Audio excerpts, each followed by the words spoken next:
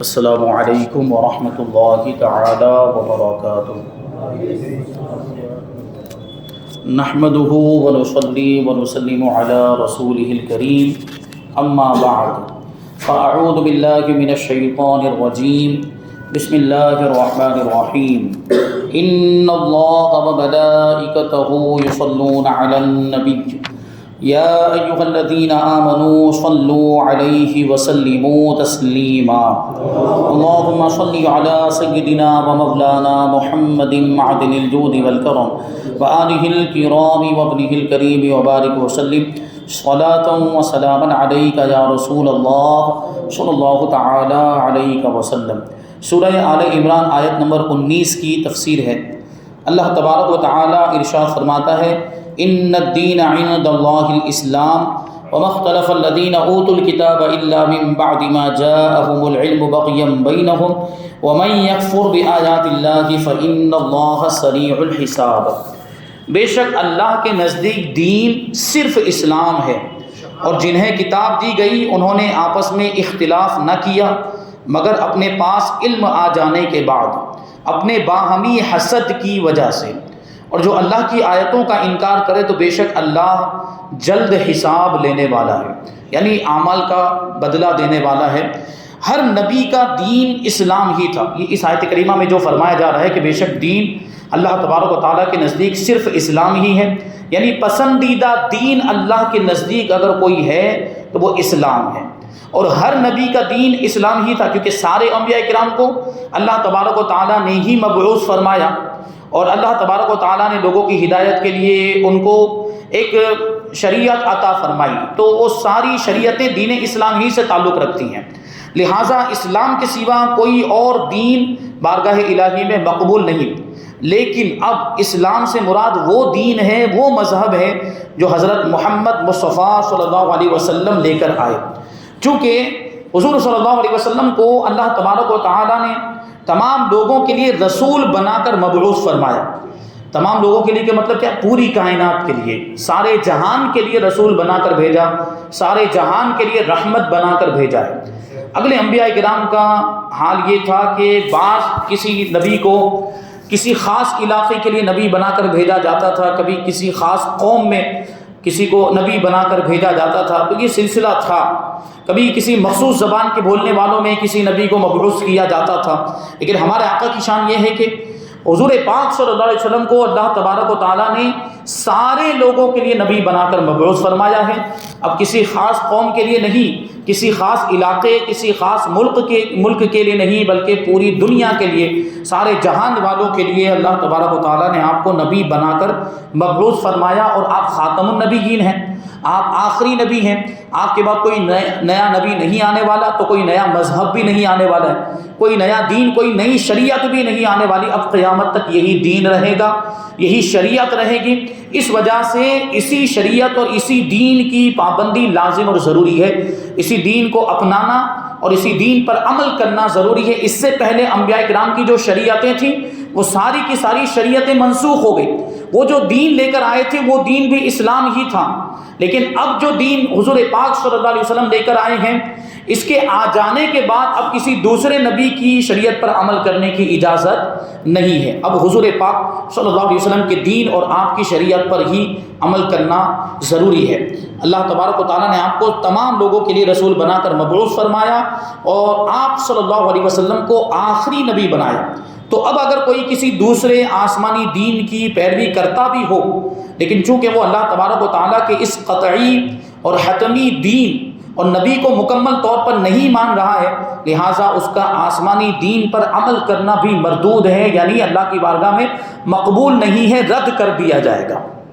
کیونکہ اسی دین کو، حضور پاک صلی اللہ علیہ وسلم کے دین کو ہی ماننا ضروری ہے۔ اور یہاں پر آسمانی دین کی بات چل رہی کہ اگر کوئی دوسرا، جیسے یہود و نصارہ یہ دعویٰ کرتے ہیں کہ ہم آسمانی مذہب کے ماننے والے، لیکن حقیقت میں وہ بھی آسمانی دین اور آسمانی مذہب کے ماننے والے نہیں۔ یعنی جو دین حضرت موسیٰ علیہ السلام کا تھا، جو شریعت حضرت موسیٰ علیہ السلام کی تھی، جو دین حضرت عیسیٰ علیہ السلام کا تھا، یا جو شریعت دوسرے انبیاء کرام کی، حضرت ابراہیم علیہ السلام، حضرت داؤد علیہ السلام، حضرت سلیمان، حضرت یوسف، حضرت یعقوب، جتنے بھی انبیاء کرام کو، ان کی شریعت کو اگر کوئی ماننے کا دعویٰ کر رہا ہے تو اس زمانے کے اعتبار سے آپ دیکھیں تو وہ دعویٰ اس کا جھوٹا ہے، کیونکہ وہ شریعت اپنی اصلی حالت میں موجود ہی نہیں، خود انہی لوگوں نے اس میں تبدیلیاں کر دی۔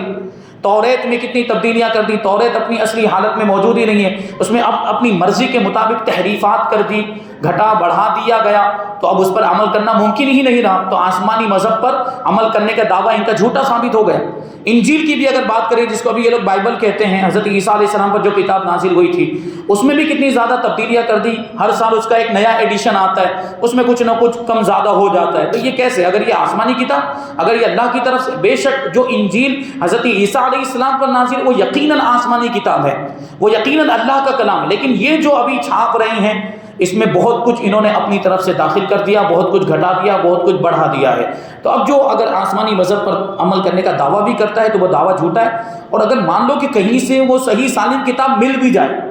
توریت بالکل اسی اصلی حالت میں مل جائے بالفرض، اور انجیل اگر اسی اصلی حالت میں مل جائے جیسی حضرت عیسیٰ علیہ السلام پر، جبکہ یہ تقریباً ناممکن، عقلاً ناممکن ہے ایسا ہونا کہ انجیل اصلی حالت میں مل جائے، اس پر بھی اگر کوئی عمل کرے اور اس پر بھی اگر کوئی عمل کرنے کا دعویٰ کرے تو یہ بھی بات اس کی قابل قبول نہیں، اور اس کو بھی رد کر دیا جائے گا، کیونکہ اب حضرت عیسیٰ کی شریعت پر یا حضرت موسیٰ کی شریعت یا کسی اور نبی کی شریعت پر عمل کرنے کی اجازت ہی نہیں ہے، اب نبی پاک صلی اللہ علیہ وسلم کے لائے ہوئے دین پر ہی عمل کرنا ہوگا۔ یہود و نصارہ وغیرہ کفار جو اپنے دین کو افضل اور مقبول کہتے ہیں، اس آیت میں ان کے دعوے کو باطل فرما کر دیا گیا اور ان کے دعوے کو جھوٹا ثابت کر دیا گیا ہے کہ ان کا مذہب اور ان کا دین افضل اور مقبول نہیں ہے، بلکہ سب سے زیادہ افضل اور مقبول اگر کوئی دین ہے وہ دین اسلام ہے جو حضور پاک صلی اللہ علیہ وسلم لے کر آئے۔ اور پھر یہ جو فرمائے کہ ان لوگوں نے اختلاف نہیں کیا جن کو کتاب دی گئی تھی، لیکن علم آ جانے کے بعد اختلاف کیا۔ اگر نادانی میں اختلاف کرتے تو ہو سکتا ہے کہ وہ ان کے لیے عذر مانا جاتا، لیکن جاننے کے باوجود وہ اختلاف کرنے لگے۔ اور کس بارے میں اختلاف کیا ان لوگوں نے؟ نبی پاک صلی اللہ علیہ وسلم کے بارے میں، کہ یہ نبی ہیں کہ نہیں، ان کو نبی مانا جائے کہ نہیں مانا جائے، یہی نبی آخر الزمان، ساری نشانیاں پڑھ چکے تھے، سب کچھ جانتے تھے، علم آ چکا تھا ان کے پاس، اس کے باوجود حضور کو نہیں مانا، اختلاف کیا آپس میں۔ بعض تو تھے جو حضور پاک صلی اللہ علیہ وسلم پر ایمان لے آئے، جو پہلے یہودی مذہب کو فالو کرتے تھے، پہلے عیسائی مذہب کو فالو کرتے تھے، لیکن جب حضور پاک صلی اللہ علیہ وسلم کو دیکھا، آپ کے اندر وہ علامتیں اور نشانیاں پائی جو توریت اور آسمانی کتابوں میں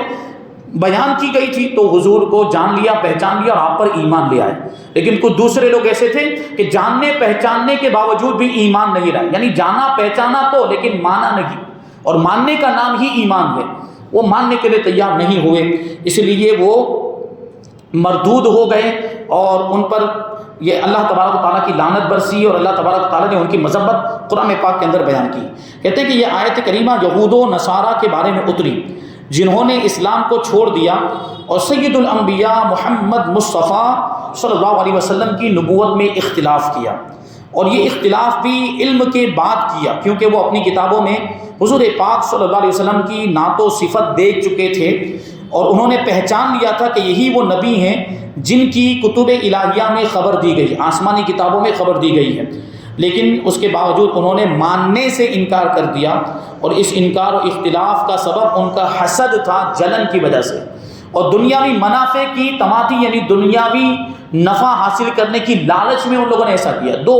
وجہیں تھی، ایک تو حسد اور جلن، جس کے تعلق سے میں اس سے پہلے عرض کر چکا ہوں کہ وہ ان کی خواہش یہ تھی کہ نبی آخر الزمان جو آئیں تو وہ ہماری قوم میں سے ہونے چاہیے، بنی اسرائیل میں سے ہونے چاہیے۔ ان کی یہودیوں کی خواہش یہ تھی کہ نبی خاتم النبیین ہماری قوم میں سے، یہودیوں میں سے ہونا چاہیے، جبکہ حضور پاک صلی اللہ علیہ وسلم عرب میں تشریف لائے، حضرت اسماعیل علیہ السلام کی اولاد میں تشریف لائے، حضرت اسحاق کی اولاد میں آپ تشریف نہیں لائے، حضرت اسماعیل علیہ السلام کی اولاد میں اللہ تبارک و تعالیٰ نے آپ کو مبعوث فرمایا، تو یہ حسد تھا ان کو، یہ جلن تھی۔ اور دوسرا یہ کہ آسمانی وہ دنیاوی منافع کی خاطر، کہ ان کو تحفے تحائف ملتے تھے لوگوں کی طرف سے، جو ان کے عالم لوگ تھے، جو بڑے مانے جاتے تھے، جو آسمانی کتابوں کے جانکار تھے، ان کو لوگوں کی طرف سے ہدیے ملتے تھے، نذرانے ملتے تھے، تحفے تحائف ملتے تھے۔ تو اگر یہ لوگ حضور پاک صلی اللہ علیہ وسلم کو مان لیتے اور حضور پاک صلی اللہ علیہ وسلم کے سچے ہونے کا اعلان کر دیتے تو سب تو حضور پاک صلی اللہ علیہ وسلم کے دامن سے وابستہ ہو جاتے، سب ایمان لے آتے اور حضور کے ماننے والوں میں شامل ہو جاتے، تو پھر ان کو نذرانے کون دیتا؟ ان کو تحفے اور ہدیے، جو دنیا کا مال اور دنیا کی دولت جو ان کو مل رہی تھی، اس کا سلسلہ بند ہو جاتا۔ تو اسی مال کی لالچ میں ان لوگوں نے انکار کر دیا، کہ یہ دو وجہ ہیں ان کے انکار کرنے کی۔ آگے آیت نمبر 20 میں اللہ تبارک و تعالیٰ ارشاد فرماتا ہے فَإِنْ حَاجُّوكَ فَقُلْ أَسْلَمْتُ وَجْهِيَ لِلَّهِ وَمَنِ اتَّبَعَنِ وَقُلْ لِلَّذِينَ أُوتُوا الْكِتَابَ وَالْأُمِّيِّينَ أَأَسْلَمْتُمْ فَإِنْ أَسْلَمُوا فَقَدِ اهْتَدَوْا وَإِنْ تَوَلَّوْا فَإِنَّمَا عَلَيْكَ الْبَلَاغُ وَاللَّهُ بَصِيرٌ بِالْعِبَادِ۔ پھر اے حبیب اگر وہ تم سے جھگڑا کریں تو تم فرما دو میں تو اپنا منہ اللہ کی بارگاہ میں جھکائے ہوئے ہوں۔ منہ جھکائے ہوئے مطلب میں اللہ تبارک و تعالیٰ کا مطیع ہوں، فرما بردار ہوں، اور میری پیروی کرنے والے بھی، یعنی میں بھی اللہ تبارک و تعالیٰ کا فرما بردار ہوں، اور میری پیروی کرنے والے یعنی مجھ پر ایمان لانے والے بھی اللہ کے فرما بردار ہیں۔ اور اے حبیب اہل کتاب اور ان پڑھوں سے فرما دو کہ کیا تم بھی اسلام قبول کرتے ہو، یعنی یہود و نصارہ سے بھی آپ فرما دیجئے اور عرب کے کفار اور مشرکین سے بھی آپ کہہ دیجئے کہ کیا تم اسلام قبول کرتے ہو۔ اگر وہ اسلام قبول کر لیں جب تو انہوں نے بھی سیدھا راستہ پا لیا، یعنی وہ بھی ہدایت پر آ گئے، اور اگر یہ منہ پھیریں تو تمہارے اوپر تو صرف حکم پہنچا دینا لازم ہے، اللہ کا حکم پہنچا دینا، اللہ کا پیغام پہنچا دینا، یہ صرف آپ کی ذمہ داری ہے، اور اللہ اپنے بندوں کو دیکھ رہا ہے۔ یعنی حضور پاک صلی اللہ علیہ وسلم کی ذمہ داری اتنی ہے کہ اللہ کا پیغام پہنچا دے، اسلام کا پیغام پہنچا دے۔ اگر کوئی قبول کر لیتا ہے تو اس کے لیے بہتر ہے، اگر قبول نہیں کرتا تو اس میں اسی کا نقصان ہے۔ نبی پاک صلی اللہ علیہ وسلم کی یہ ذمہ داری نہیں کہ آپ زبردستی کسی کو اسلام میں داخل کریں۔ لا اکراہ فی الدین، دین اسلام میں داخل ہونے کے اعتبار سے کوئی زبردستی نہیں ہے، اس کی حقانیت کو ثابت کیا جائے، اسلام کی صداقت کو لوگوں کے سامنے ظاہر کیا جائے۔ اب کسی کے دل میں ہدایت کا چراغ روشن ہو جاتا ہے تو اسلام کے دامن سے وابستہ ہو جائے گا، اور اگر کسی کی قسمت میں کفر لکھا ہوا ہے، اندھیرا ہی لکھا ہوا ہے، تو پھر وہ اسلام کی طرف نہیں آئے گا۔ دین اسلام کی حقانیت بیان کرنے کے بعد فرمایا کہ اے حبیب صلی اللہ علیہ وسلم اگر وہ تم سے تمہارے یا اسلام کے حق ہونے کے بارے میں جھگڑا کریں تو تم انہیں فرما دو کہ تم مانو یا نہ مانو مجھے اس سے کوئی فرق نہیں پڑتا، میں اور میرے پیروکار تو اللہ تبارک و تعالیٰ کے فرما بردار اور مطیع ہیں۔ نیز ان اہل کتاب یعنی یہودیوں، عیسائیوں اور ان پڑھوں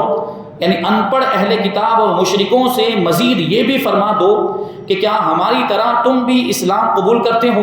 اگر یہ اسلام قبول کر لیں تب تو یہ بھی سیدھی راہ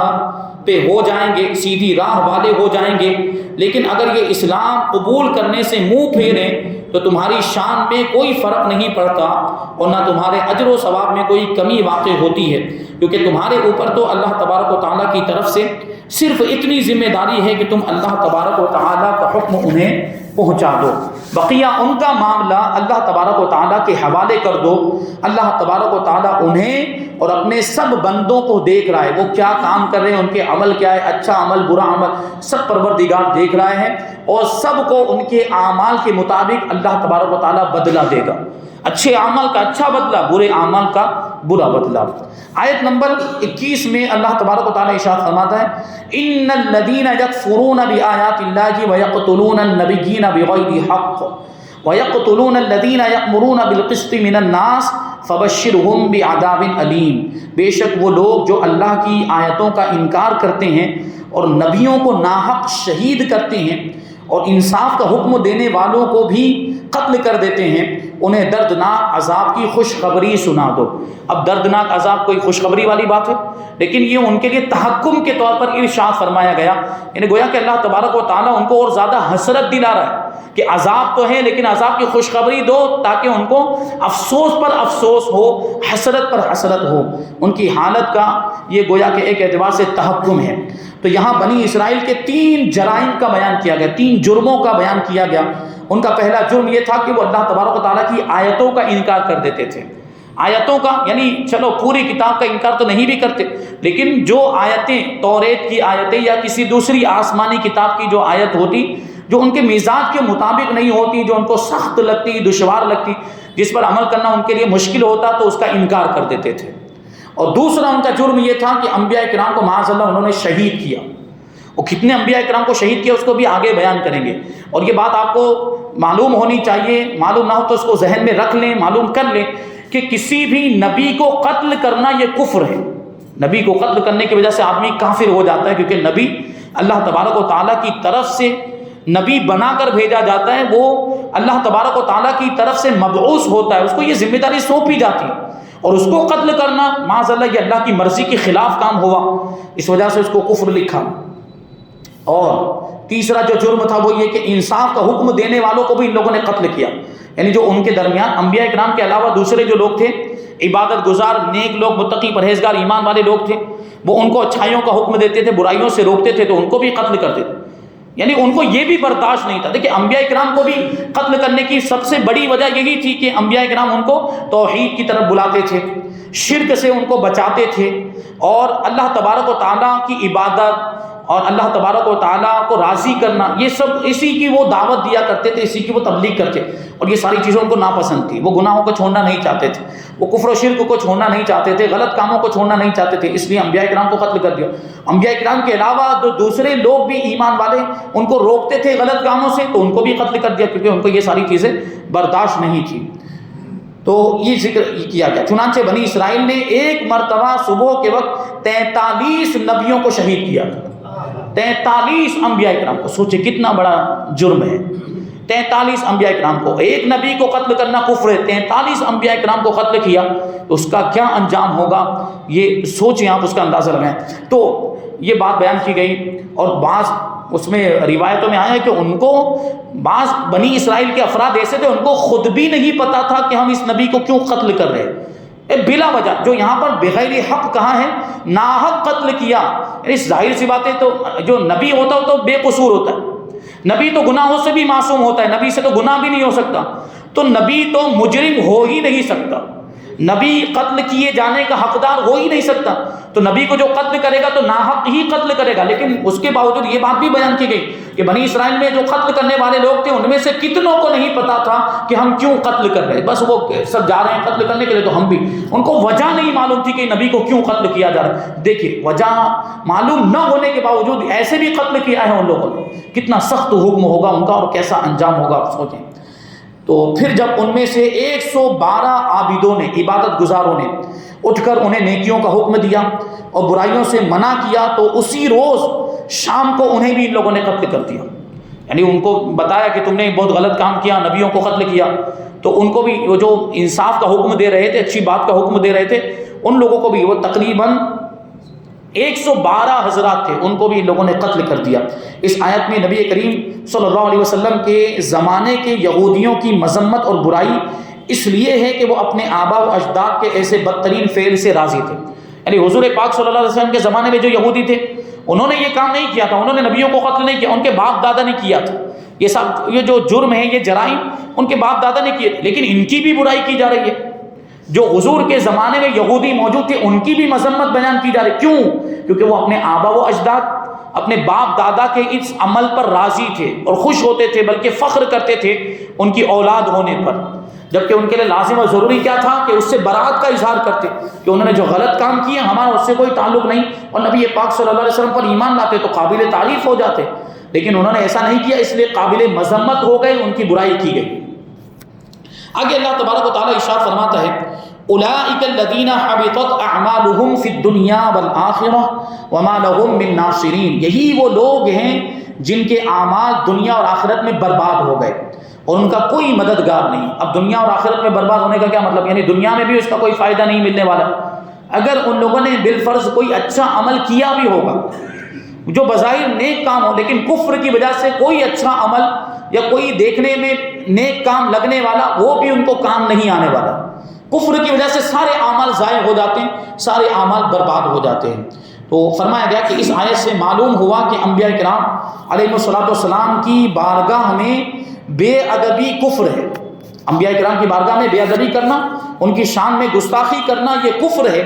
اور یہ بھی کہ کفر سے تمام اعمال برباد ہو جاتے ہیں، یہ بھی اس آیت کریمہ سے معلوم ہے۔ معاذ اللہ اگر کوئی کافر ہو جائے، خدا نخواستہ کوئی کافر ہو جائے، تو اس سے پہلے جو اس نے نیک اعمال کیے ہوں گے، نمازیں پڑھی ہوں گی، روزے رکھے ہوں گے، صدقہ خیرات کیا ہوگا، سب ضائع ہو جائے گا، سب برباد ہو جائے گا، اس کا کوئی ثواب اس کو ملنے والا نہیں ہے، بلکہ وہ تو کفر کی وجہ سے عذاب میں مبتلا ہوگا۔ فرماتے ہیں کیونکہ یہودیوں نے اپنے انبیاء کرام علیہ الصلوۃ والسلام کو شہید کیا تھا، جو سخت ترین بے ادبی ہے، یعنی نبی کو قتل کر دینا، اس سے بڑی کیا بے ادبی ہو سکتی ہے؟ یہ سب سے بڑی بے ادبی ہے، اور اس پر ان کے اعمال برباد کر دیے گئے، کیونکہ نبی کو قتل کرنے کی وجہ سے وہ کافر ہو گئے، اور کافر ہو جانے کی وجہ سے آدمی کے اعمال ضائع ہو جاتے ہیں۔ یہاں پر سورہ آل عمران کی آیت نمبر 22 کی تفسیر مکمل ہوئی. انشاءاللہ تبارک و تعالیٰ آیت نمبر 23 اور آیت نمبر 24 کی تفسیر ہم آئندہ درس میں شامل کریں گے. اللہ تبارک و تعالیٰ کی بارگاہ میں دعا ہے کہ جو کچھ بھی بیان ہوا اس پر ہم سب کو عمل کرنے کی توفیق عطا فرمائے اور نور قرآن سے ہم سب کے دلوں کو روشن اور منور فرمائے. وما علینا الا البلاغ.